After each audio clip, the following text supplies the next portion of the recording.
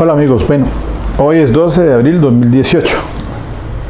Sigo entonces con esta sesión, le denomino taller 2 al tema que vamos a revisar. Recuerde pues que estoy haciendo esta dinámica de estudio en atención al examen que se aproxima ahora para los defensores públicos a nivel nacional, con el fin entonces de si se puede dar continuidad a esos contratos o si no, pues se retiran. Bien, entonces con esta breve antesala, en las horas de la mañana hice todo lo relacionado pues con la audiencia preparatoria, pero en relación con lo que es tema de pertinencia, conducencia y utilidad y otros temas allí dentro de ese contexto, con la sentencia pues 51882 del 7 de marzo del 2018 de la doctora Patricia Salazar Cuéllar. Ahora, como ustedes ven allí en el tablero, pues voy a revisar 3 radicados sobre este tema. Audiencia preparatoria, llamémosle evidencia física. Los radicados son el 46153 del 2015, el 43916 del 2016 y este 51882 de ahora de este año de la doctora Patricia Salazar Cuéllar. Bien, las preguntas acá son 10 preguntas y allí aparece pues en el tablero sus respuestas, pero voy a desarrollar en todo el temario, voy a referirme a esa temática y entonces así mismo voy a darles la respuesta a cada una de las preguntas. Muy bien. El asunto de la evidencia física, pues sobre ella el tema pues también es de radical importancia cuando se entra a esa audiencia preparatoria para efectos de lo que es pertinencia en tema de prueba y con qué medio de prueba es que entonces se va a llevar a juicio oral. Entonces, es decir, en estos casos donde pues de pronto básicamente o en la gran mayoría de los casos que se adelantan son de prueba testimonial de quien ha tenido conocimiento directo de los hechos o las de los peritos. Y ahora entonces también es importante el testimonio de aquellos que tienen que ver con el recaudo de las evidencias físicas, porque es tema de prueba y es pertinencia frente a lo que se quiere demostrar con ello. Entonces voy a recoger aquí un ejemplo de pronto del radicado 43916, en la que se aborda el tema de las evidencias físicas más puntualmente.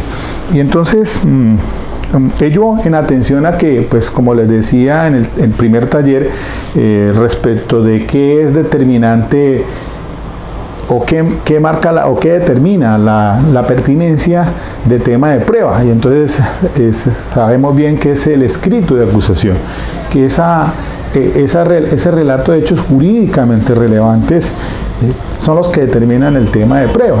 Pero además de ello, también entonces la Corte ha indicado de que hay, aparte pues, de hacer referencia a hechos jurídicamente relevantes, también aparecen hechos indicadores y los medios de prueba, que no hay que confundirlos unos con los otros. Pero frente a los hechos jurídicamente relevantes, también pues aparecen hechos indicadores, es decir, lo que constituye como prueba indiciaria para determinar entonces lo que tiene que guardar relación con los hechos, la responsabilidad y la identidad del acusado. Entonces, miremos lo siguiente, tomemos un ejemplo. En la escena del delito, pues llegan entonces los investigadores y hacen las primeras entrevistas de las personas que han tenido conocimiento en un caso, dígase usted, por ejemplo, de homicidio. Y además de ello, entonces, al hacer el acordonamiento como primer respondiente, encuentran algunas evidencias que tienen que ser entonces recaudadas bajo los protocolos de cadena de custodia. Y allí comenzamos entonces a revisar la normatividad. Mire que Voy a citar los artículos. Dice el 216, que es en cuanto al aseguramiento y custodia. Dice: cada elemento material probatorio y evidencia física recogidos en alguna de las inspecciones reguladas en los artículos anteriores será asegurado, embalado y custodiado para evitar la suplantación o la alteración del mismo. Ello se hará observando las reglas de cadena de custodia. Otro artículo es el 255, que dice sobre la responsabilidad. La aplicación de la cadena de custodia es responsabilidad de los servidores públicos que entren en contacto con los elementos materiales probatorios y evidencia física. Este es principalmente. Y el otro, que el 277, sobre el tema de autenticidad. Miremos lo que dice: los elementos materiales probatorios y la evidencia física son auténticos cuando han sido detectados, fijados, recogidos y embalados técnicamente y sometidos a las reglas de cadena de custodia. Y el inciso segundo dice: la demostración de la autenticidad de los elementos materiales probatorios y evidencia física no sometidos a cadena de custodia, oiga bien, no sometidos a cadena de custodia, estará a cargo de la parte que los presente. Bien, con esos tres artículos podemos trabajar. Acuérdense de una sentencia, la del Campín, en Bogotá. Surge ese radicado 25920 del 21 de febrero de 2007, con ponencia del doctor Javier Zapata Ortiz. Esa sentencia, ahí ya tenemos un referente para indicar una respuesta a una de estas preguntas que se hace aquí. Dice si el asunto de que las autenticaciones de las evidencias físicas es un tema de prueba.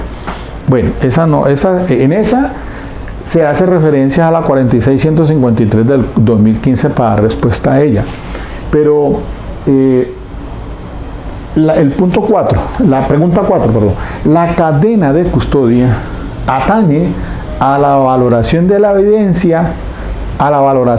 evidencia, más no a la legalidad. Eso se trató en el recado 25920 del 2007.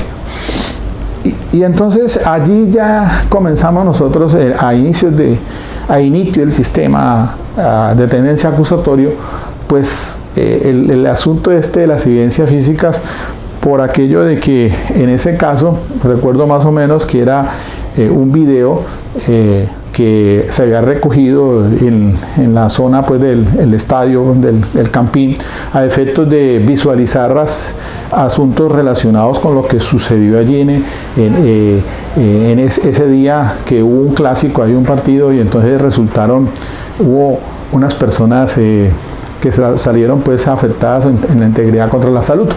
Y allí entonces se abordó el tema de que cómo entraban esos elementos materiales a través del testigo de acreditación. Entonces se empezaba a discutir si era necesario solamente el investigador de policía judicial que había recogido ese elemento material de prueba y con él entraba al juicio oral, o si era necesario entonces que fuese quien lo había elaborado. Entonces ahí surgió, pues empezaron a aclararse las cosas de que no era necesario frente a la cuestión pues de que hay estos elementos que existen en la vía pública y en algunos sitios, que se llama, más conocido por el tratadista Ernesto Chiesa, como el testigo silente.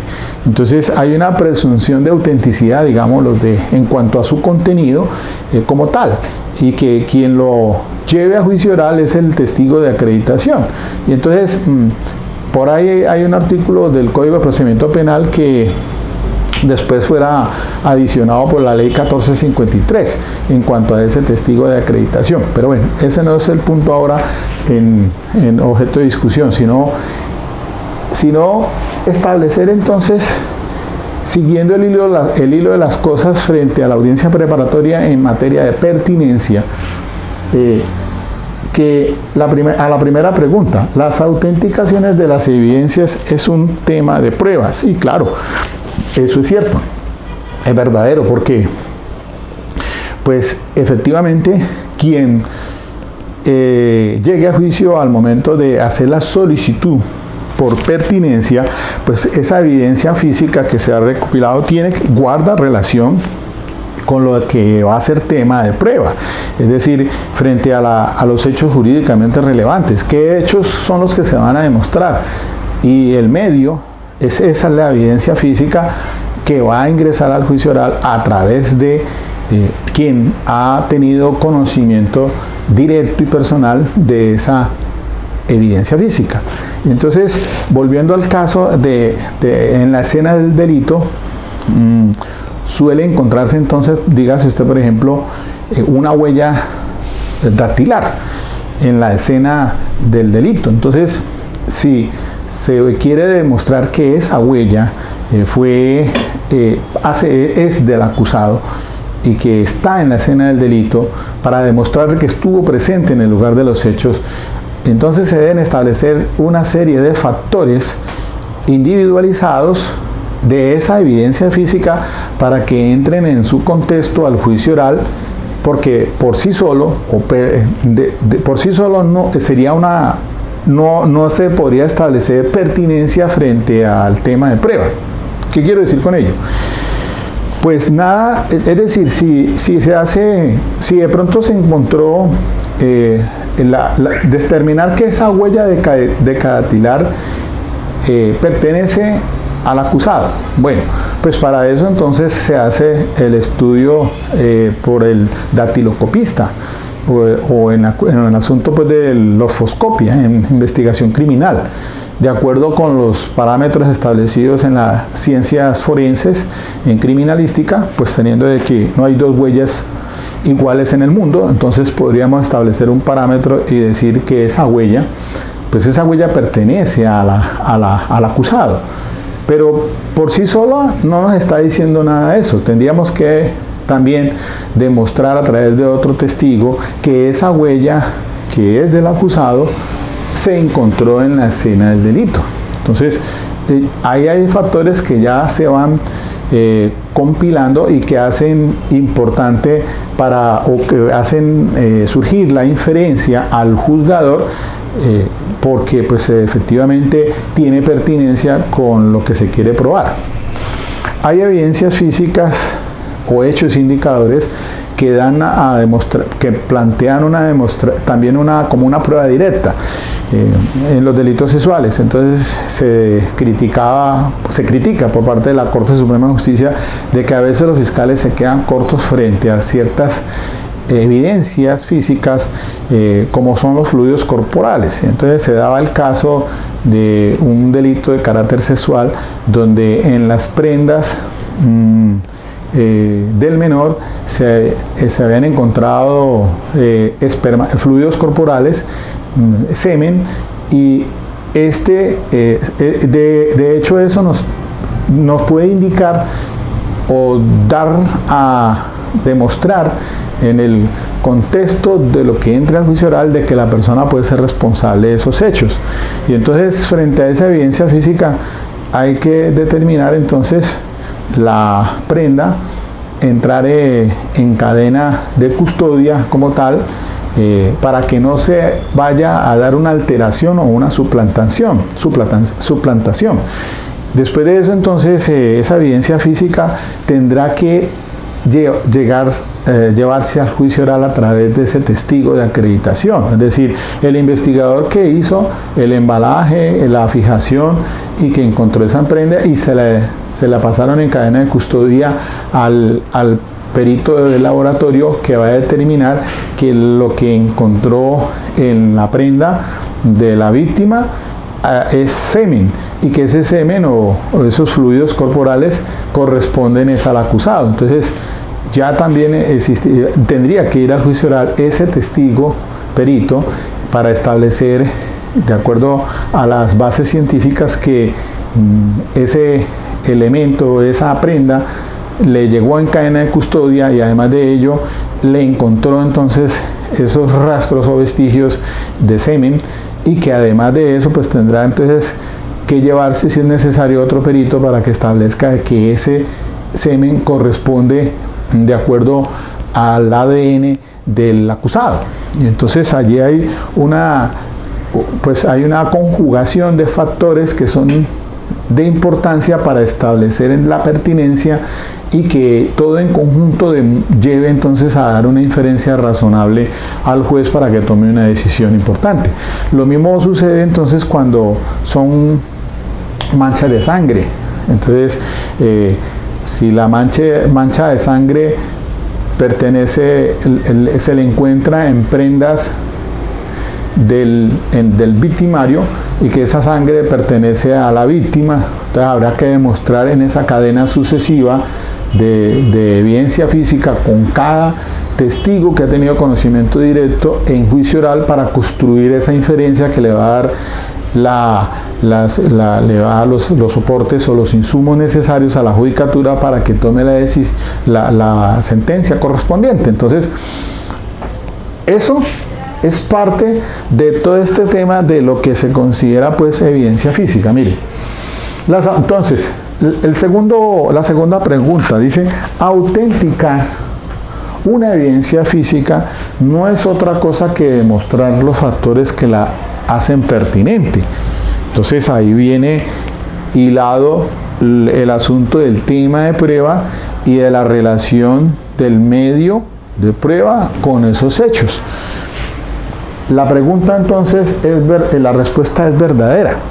Claro, autenticar una evidencia física no es otra cosa que demostrar los factores que la hacen pertinente. Tercero, por contera entonces decimos, la pertinencia de una evidencia física depende de lo que la misma es. Esa respuesta es verdadera, verdadero. Depende de lo que la misma es, exactamente. Entonces, pero quien tiene que demostrar, primero que todo, que es auténtica, y por ello entonces la exigencia legal y constitucional a la Fiscalía es que debe agotar todos los protocolos de cadena de custodia. ¿Para qué? Pues para poder entonces darle la autenticidad y que tenga el valor suasorio como evidencia física, y es un asunto entonces que atañe a la autenticidad y no tanto a la legalidad. Sí, de igual manera, entonces, según la lectura del 277, dice en el inciso segundo, el inciso final, que quien no realice pues el protocolo o de cadena de custodia tiene la obligación de demostrar que eso que lleva a juicio oral y que dice ser es. Entonces, para eso se da una serie de situaciones allí que deben agotarse. Entonces, la pertinencia de una evidencia física depende de lo que la misma es. Cuarto, la cadena de custodia atañe a la valoración de la evidencia, más no a la legalidad. Quinto, el protocolo de cadena de custodia puede ser suplido como procedimiento de autenticación a través de testigos que tengan conocimiento personal y directo de los hechos, falso o verdadero.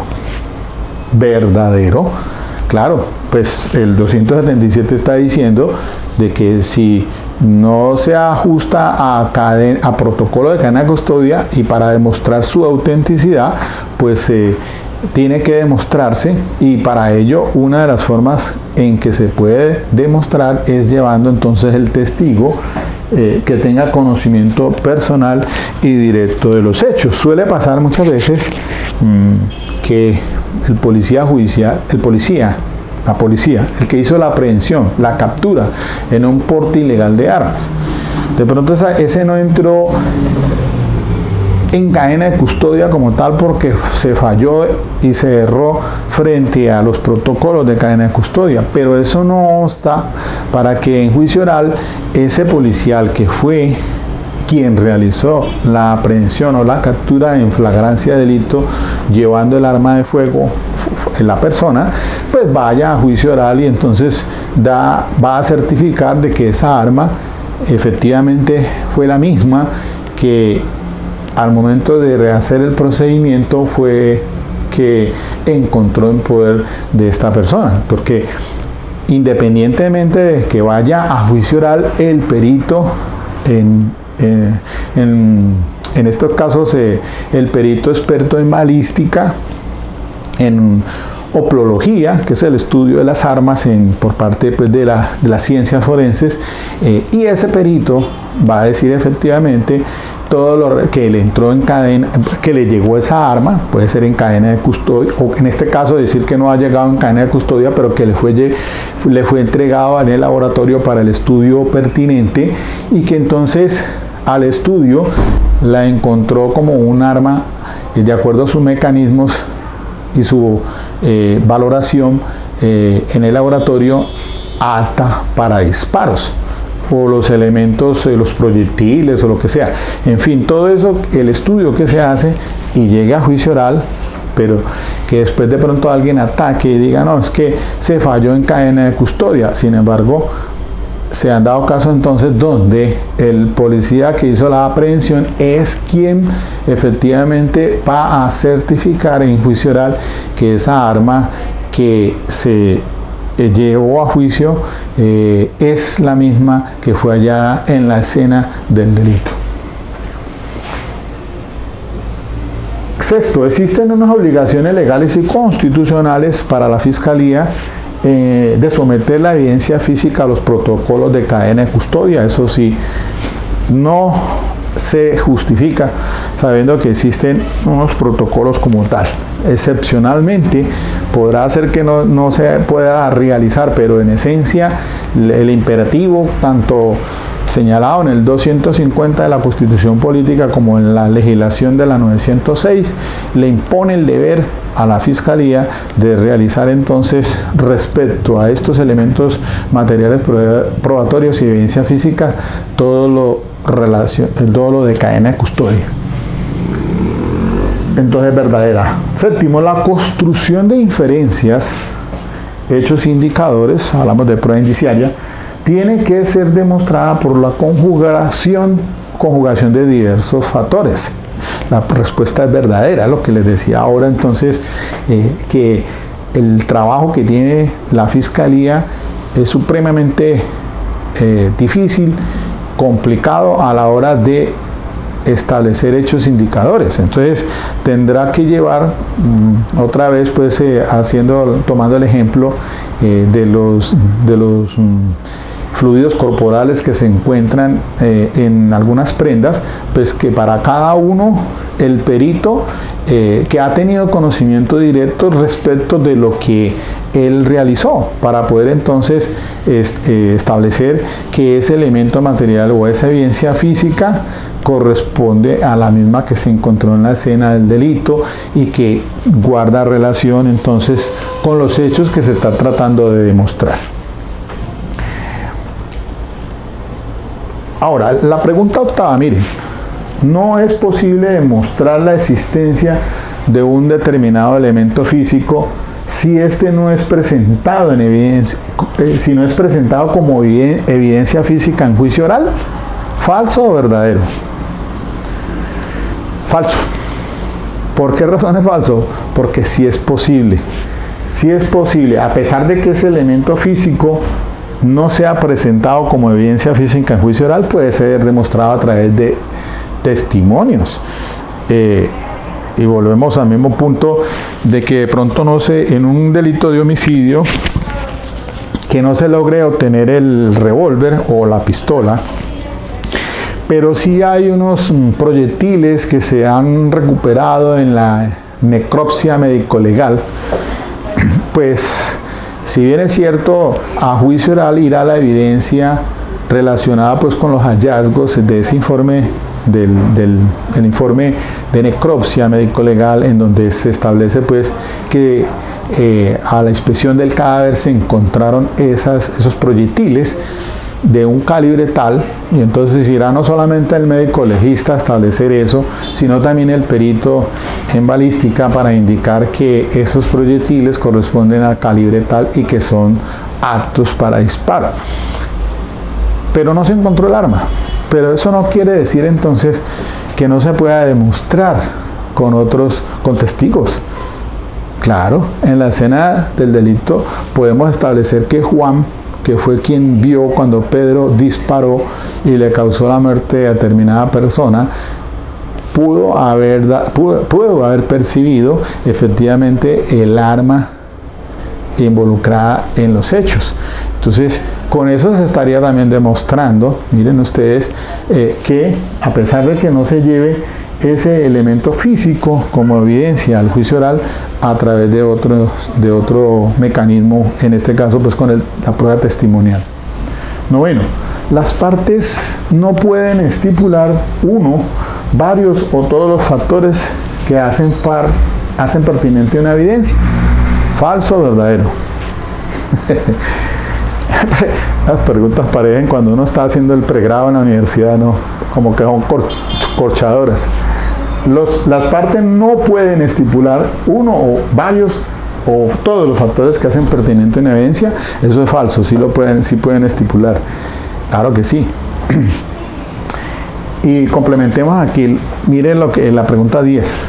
Los documentos que constituyen, entre comillas, soporte, no objeto, póngale cuidado, soporte de una estipulación no pueden ser valorados, pues la estipulación tiene como efecto principal sacar un aspecto fáctico determinado del debate probatorio. O sea, la respuesta es verdadera. Si se estipula, entonces normalmente en la estipulación anexamos entonces que la causa de la muerte fue producto de disparos de arma de fuego. Entonces, la causa de la muerte se estipula y se anexa como soporte es el acta de levantamiento de cadáver o de medicina o la necropsia médico-legal. Con eso entonces se saca del debate probatorio y no va a ser objeto de discusión, por lo tanto no va a ser valorado como tal que la causa de la muerte fue producto de disparos de arma de fuego, proyectiles de arma de fuego. Entonces la discusión se centraría en otros temas, dígase usted, sobre los aspectos subjetivos del tipo penal, dolo, culpa o pretérita intención. Entonces vamos a discutir allá si fue con alguna de estas formas de dolo, del tipo subjetivo. Entonces, ahí volvemos al tema ese de pronto que revisé por ahí el otro día sobre las estipulaciones. Mire, las estipulaciones son importantes. A veces les tenemos un miedo garrafal a ese asunto de que no estipulemos nada, que eso es adverso, no, mentiras. Se debe estipular algunos asuntos y lo vamos a ver ahora en el tema siguiente, que es sobre los documentos voluminosos o sobre los documentos de carácter original. Entonces el asunto de la mejor evidencia, y entonces en lo relacionado con los documentos, ¿qué tal dándose a una lectura de unos documentos engorrosos días y días leyendo? Eso es absurdo. Entonces hay que ser muy objetivos a la hora de la verdad de que lo que se debe filtrar al juicio oral, y así lo indicó por ahí una sentencia también de la doctora Patricia Salazar Cuellar, que yo hice allí una videoconferencia sobre el tema de las estipulaciones, que pues realmente hay que centrar el tema de prueba que va a ser objeto de discusión en el juicio oral. El fiscal y la defensa pues deben ser muy concretos y obviamente mirar a ver qué es lo que vamos a discutir en el juicio oral. Cuando no se hace eso, más bien parece ser que es falta de preparación del uno o del otro, porque como que dejamos simplemente que las cosas sigan así nomás en eso y que no estipulo nada bueno, yo creo que ese pensamiento hay que cambiarlo. Bueno, mis queridos amigos, yo creo que este tema queda así más o menos abordado sobre el manejo del asunto de la evidencia física, complementándolo con el otro tema que hice el primero sobre el aspecto de la pertinencia, conducencia y utilidad en esta audiencia preparatoria. Me queda es para revisar el asunto, vamos a mirar lo de los documentos, que es también un tema interesante, y agotamos esta dinámica. De manera pues que dejo así estos 30 minuticos. Espero que les sirva de orientación. Ahí tienen la jurisprudencia sobre estos tópicos, y que hay también un reenvío de pronto a otras decisiones, casi todas ellas interesantes. Pienso que la autora Patricia Salazar Cuéllar ha venido manejando algunos temas que han sido pues trascendentales. ¿Ok?